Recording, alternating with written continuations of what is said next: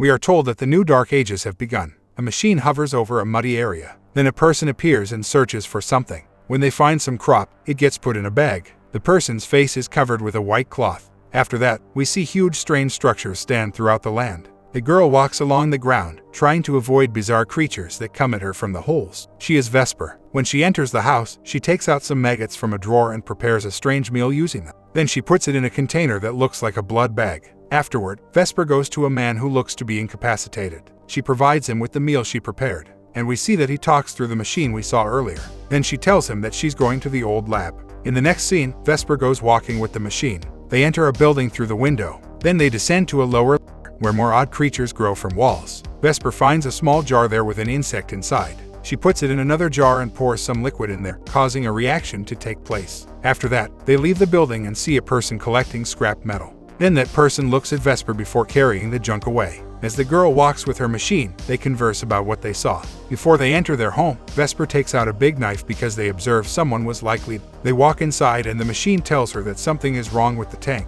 When Vesper goes to it, she sees one of its wires whirling around. She ties it and then goes to the man in the bed. Shortly after, she tells him that she's going to Jonas. The next scene has Vesper entering a place with a crowd of people. We see a deformed lady on the ground. A man then walks out and asks who's in charge. A boy says that he is. That prompts the man to give him a knife and say to put the creature out of its misery. Following that, the boy sits on the lady, but it pushes him off. Then he sits on her again and starts doing what he was told to do. After the boy is done, the man, Jonas, takes the knife from him. Vesper then comes to him and tells him someone sabotaged their generator, and their bacteria is gone. After that, she comes inside his house and sits on a chair. They talk for some time while she offers her blood in a bag, and Vesper tells him that one day she will leave while he will still be here. Then Jonas puts her blood bag in a refrigerator, which leads Vesper to ask for her bacteria. But Jonas tells her to come back in 2 days because he needs to sell her blood first. She tells him that her father won't survive that long without energy, and then she quickly goes to retrieve the blood bag. But Jonas grabs her and takes her out of the house. After running away from the place, she returns stealthily. She then looks through an opening in a wall and observes a disturbing image involving the deformed lady from earlier. Then she starts moving and runs into the boy that was in Jonas' house. But the boy just leaves while Vesper goes inside.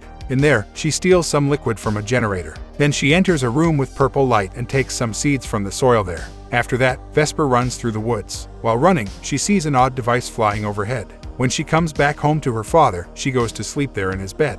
On the next day, Vesper shows him the seeds she took from Jonas, and her father tells her to put them back. But she says that she won't and that she will unlock them and make them fertile. Vesper then runs into the woods and discovers a girl who lies there injured. She opens one of her eyes and then sees that a plant is connected to her neck. After disconnecting it, Vesper drags the girl home and cares for her there. Later, the girl wakes up, and Vesper talks to her father about the girl while tending to the tank.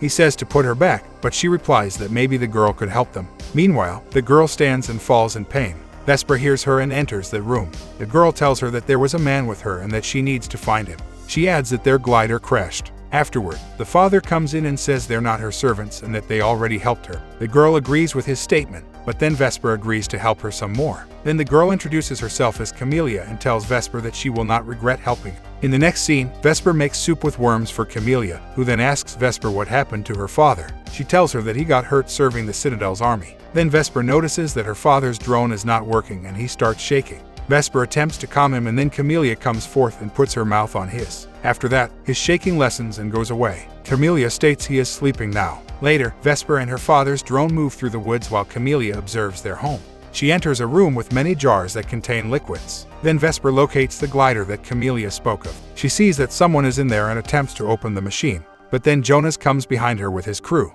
He tells her he still owes her for her blood and that she should come to see them. After that, the crew opens the glider. Jonas comes to the man lying inside and asks why no one from the Citadel came for him. The man asks him for help, but Jonas starts suffocating him. In response to that, Vesper tries to stop him, but Jonas holds her back. After ending him, Jonas picks up some fabric and states there was another passenger. We then see 4 of the boys carrying the lifeless man away. When Vesper and her father's drone are alone, he tells her they have to inform the Citadel. Then he suggests that Vesper take the transceiver from Jonas to do so. When they return home, Vesper tells Camellia they did not find her father. Then Vesper's father states they will go again in the morning. In the meantime, Vesper takes Camellia elsewhere to show her more of her work. In there, Camellia puts her hand on a flower and it surrounds her hand. Then Vesper shows her flowers that look like jellyfish and Camellia says that her father would love them. Then back at home, Vesper tends to her father. Camellia asks about her mother and Vesper says that she followed the Pilgrims 1 year ago. She states that they scavenge and don't talk. She adds that some say a virus makes people pilgrims. After that, Vesper asks Camellia about her mother and Camellia says she never met her. Then Vesper takes out a book of animals and asks Camellia if they existed.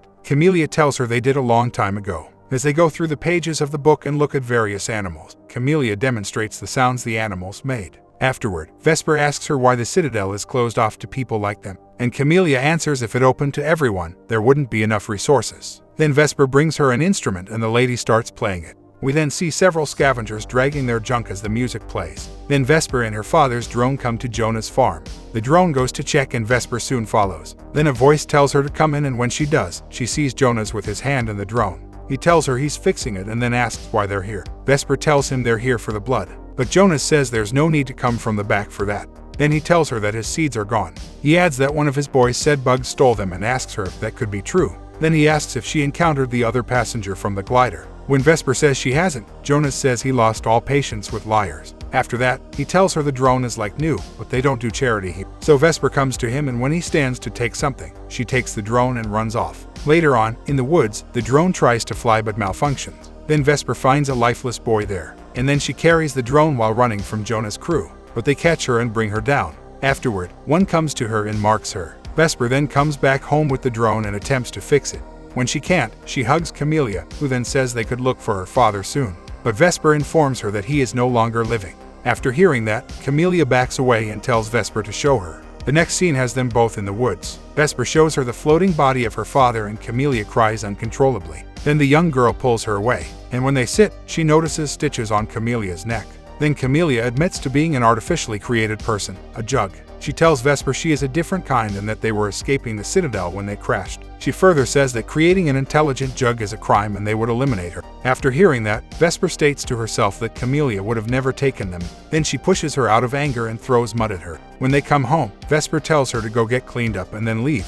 After that, she tries fixing the drone again. She gets it to talk and to fly. Her father then tells her she cannot stay here because Jonas marked her, and she tells him that Camellia is a jug, that she lied to them. Her father replies that she shouldn't be too hard on her because jugs obey their masters. After that, Vesper enters the room Camellia was in and stops her from ending herself. They struggle on the floor and eventually, Vesper stops her from resisting. She then comforts her with words and tells her to follow her. Camellia takes a seat in another room and Vesper asks her if she can study a sample of her. Later on, Vesper uses a device that allows her to make sense of samples. She tells Camellia that something doesn't belong to her core DNA. Then Camellia tells her that she wouldn't like it in the Citadel. She talks about it some more and mentions how she did everything there her father told her to do. After that, Vesper keeps using her device while Camellia plays the instrument. Vesper tells her to keep playing a specific note. As she does, the device reacts to it in a certain way. Then Vesper puts one of the seeds she took from Jonas in a jar and adds water to it. Soon after, the water turns green and Vesper takes some of it with a syringe. She puts a drop from it onto the device, making another biochemical circle appear. Then that circle absorbs another one.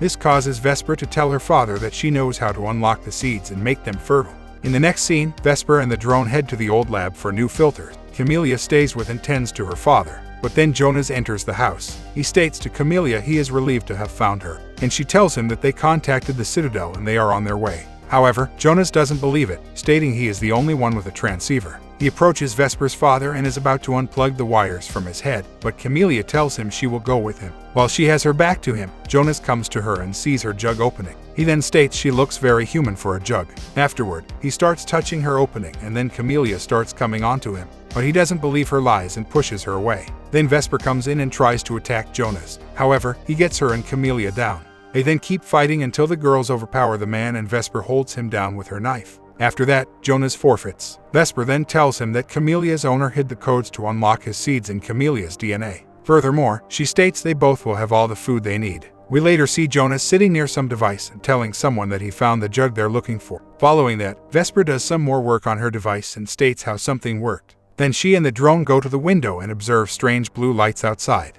After that, a strange material starts seeping into the house from beneath the door. Vesper tries pushing it with a broom, but the substance only covers it. She and Camellia get on top of the table and it follows them there too. Eventually, it stops growing just as they are on the edge. Afterward, it evaporates and Vesper's father says not to breathe the gas. They do as he says and then he tells them to leave now. Vesper comes to her father in bed and he tells her to go to the Citadel in the south. There she should trade the seeds for safety. He follows it by going over a plan to hide her. Then we see dark figures walking through the woods and entering Jonah's farm. They are very likely Citadel personnel. Jonas comes out and attempts to talk to them, but gets instantly finished. They then enter Vesper's house and find her father lying there. The figure looks at him and we see it has a skull face. The drone then gets destroyed along with the generator, causing the house to go off in flames. Vesper sees it from the woods and starts running back home. But Camellia stops her and comforts her on the ground. Afterward, they start running as the figures come after them. Later, one of them touches the red grass and gets eliminated by its weapon.